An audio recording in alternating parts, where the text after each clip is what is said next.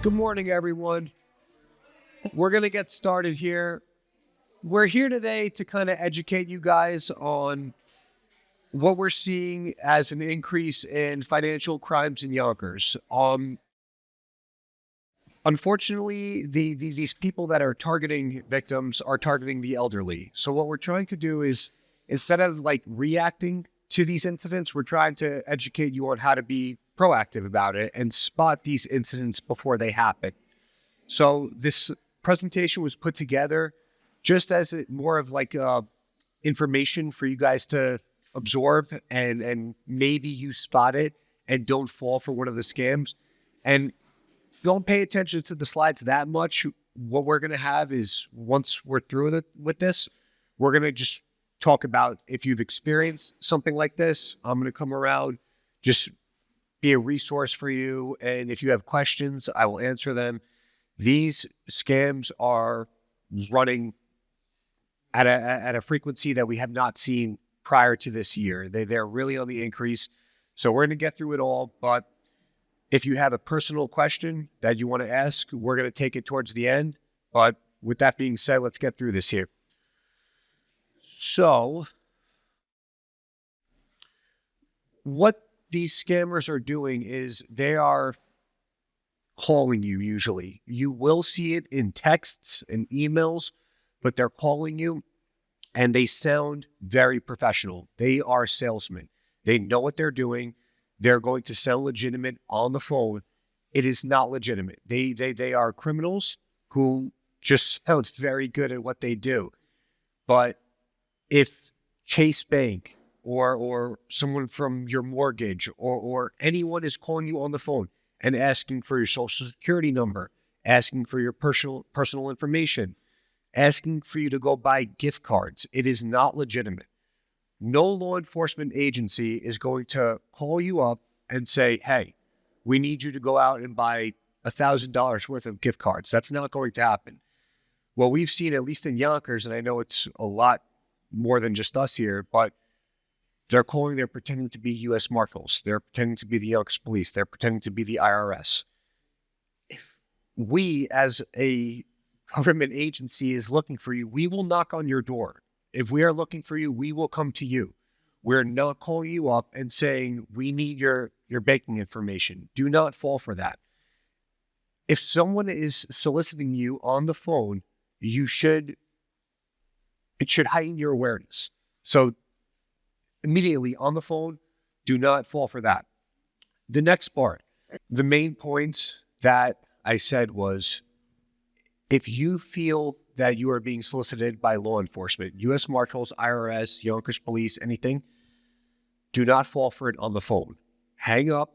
We won't take it personal if it's actually us, but you need to verify that it's actually law enforcement that is trying to reach out to you, because too many individuals are falling victim to these situations where they think that it's the Yonkers Police.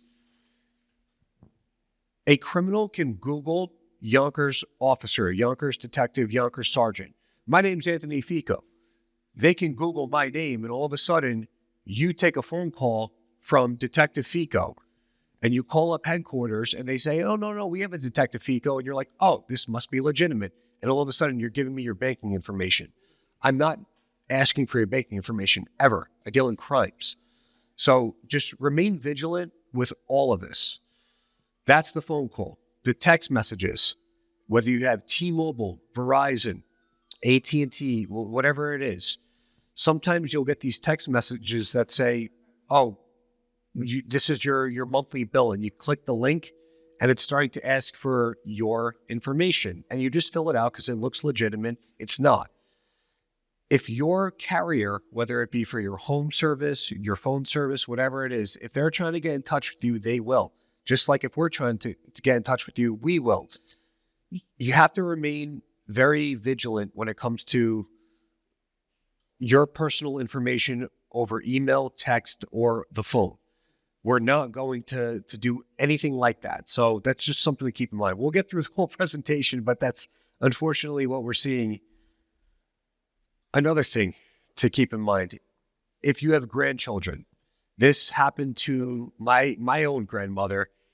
She got a call once, and the person on the other end of the phone was telling her that I got arrested in Ohio. I've never been to Ohio. I barely leave Yonkers. So my grandmother called my mother and asked, hey, is Anthony in trouble? He's in Ohio and they're asking for money for his bail. I was literally working at this precinct next door. So keep that in mind. If you get these calls soliciting you for your grandchild is in trouble, most likely they're not. And if they are in trouble, they're in police custody and they are safe. So just keep these things in mind when you're getting called and when these people are, again, they're salesmen, when they're trying to just get your personal information, your banking information, your checking account, your card information, your social security number. Do not give them any of this. I would rather, as a detective, to have a hard-headed individual who won't give me their information than have you call me the next day and say, hey, someone pretending to be a detective just robbed me of my life savings. I will deal with the stubbornness. Do not fall for the salesmanship of all of this. Again, this touches on the ones we're seeing is the IRS, the U.S. Marshals. They sound legitimate. It's a federal agency. We have to, listen to them. You do when it's an actual federal agency. When it's these people that are pretending to be them, you need to press back. You need to question them. And I know you're all of the generation. You did it right. You saved up. You raised a family. You did everything correct. Do not let your life savings get taken by some guy pretending to be a marshal, an FBI agent, someone from the IRS. It's I've seen too many of these incidents. They're not legitimate. Over the phone or email. Here's another thing. If you open an email and it looks like, for example, I have Chase Bank. When I open an email from Chase Bank, the header has Chase's little logo and all of their stuff there. I've had emails from Chase that were scams. And I clicked on the phone number or the link and it was not Chase Bank.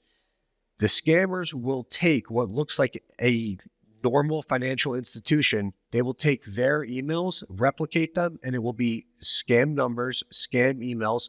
And you will call that one thinking that it's legitimate, but you're just talking to another layer of this scam. You're talking to a criminal on the other end of the phone. If you open an email that is questionable, do not call that number. Go on Google, go to the phone book, and get the actual number or the back of your credit or debit card. Those numbers are legitimate. You can go to them, you call them up, and that is the legitimate number, not the phone number that you got from the email. If you're using that phone number, that's just, you're calling the people scamming you. So that's something to keep in mind. If anyone is telling you that you cannot hang up the phone and call them back, it is immediately a scam. If they're saying, oh, no, you cannot call the police, or, oh, no, you cannot call your son, your daughter, your relative, your wife, your husband, if they're telling you to stay on the phone, it is immediately a scam. We're in the business of investigations. These things take time. I can tell you that there's no world where I tell a victim, stay on the phone, do not hang up. It just doesn't exist. These scam artists want to keep you on the phone so to prevent you from calling a legitimate officer. So if someone is telling you stay on the phone, you cannot hang up, immediately hang up. I'm giving you full permission. If you think it's one of us, it's not. Hang up the phone and verify, because there's no world where one of us is going to tell you that you need to stay on the phone or we're going to arrest you. Okay, so come arrest me then.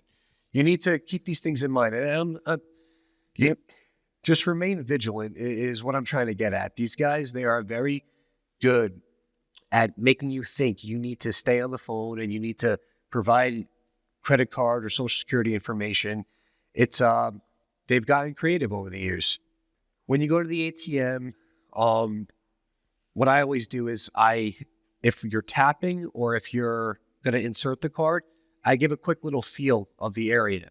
Just kind of give everything a shake, because if there's a skimming device in place, you'll be able to shake it free. If you're tapping the card, anything that's kind of has a bump to it rather than like a flush sticker, that might be a skimming device. Just something to keep in mind. Again, IRS is not calling you asking for gift cards. If you hear gift cards over the phone, it is an immediate scam. Do not fall for that. It's like the biggest one, but somehow they always ask for gift cards. This is so the last point here, urgency is a major flag. This was what I was saying when they try and keep you on the phone. Do not fall for that. I'd rather you hang up on me and I will call you back rather than you stay on the phone and they have you driving to the bank and withdrawing tens of thousands of dollars. I mean, I've had incidents where, unfortunately, the victim was out in millions of dollars. So you did everything right. Do not let some criminal, extort you of your life savings. You have to remain vigilant. Again, over the phone, personal banking info, do not do it. You can always go to the actual branch and discuss financial matters. All right, this is pretty much ways to protect yourself from fraud. I'm a catch-all. If you remain vigilant and just aware of what's going on, you'll never have to deal with all this other nonsense. Just if someone is on the phone or email or text looking for personal information, do not do it. My grandmother, when she almost fell for this scam, it sounded like me on the phone. And my grandmother called my mother, who said, he's not in Ohio. He's at the 3rd precinct next door, and he's working. He's not arrested in Ohio. My grandmother thought I was arrested and was trying to get bail money, and she almost fell for it. They're going to sound like your loved ones. They're going to sound like your children, like your grandchildren. Do not fall for it. Remain vigilant. Just tell them, I'm hanging up the phone. I will call you back. What department is this? Okay, cool. If it's a legitimate department, you will be able to call them back and get the information that you're looking for. If it is not, and it's a scammer, doesn't matter. And then it's a loss for them. Check washing. So a lot of our mailboxes now have the little slits instead of the whole drawer. It prevents a good amount of check washing, because essentially what happens is someone dips a line in with like a sticky substance on it and they pull out mail hoping for a check. The best thing you can do to prevent check washing is just use a gel pen. Gel pens are a lot harder to lift the ink off if someone's using, it's like nail polish removers that they use to lift the ink off a check. So just use gel ink if you're planning on writing a check. Con Edison. I've gotten them. You'll get these calls or texts from Con Ed, and they say, hey, we're coming to do this at your residence. Again, if you remain vigilant and you just call your actual number for Con Edison, they will tell you, hey, yes, we're trying to schedule this, or that's not us. I could show you videos from my own Ring camera, that fancy doorbell with the camera on it, that when someone presses it, I get a video of a guy who's not even Con Edison ringing my doorbell and telling me that he needs to schedule an appointment to come inside. I called Con Edison and I said, hey, was this one of your people? They told me, no, it wasn't. So it's a good thing I wasn't home, because if I was, who knows what would have happened. But as my point that I keep harping on is stay vigilant. Don't trust any of these people calling, emailing, texting, ringing your doorbell. Just you need to look out for yourself. That's it. I'm going to walk around, and if you have individual questions, I'll be more than happy to sit there and discuss it with you. But as far as that goes, I appreciate you guys taking the time to listen to me. I'm just trying to be proactive about this and stop anyone from having to go through what we've seen the elderly have to go through. So thank you guys. Thank you.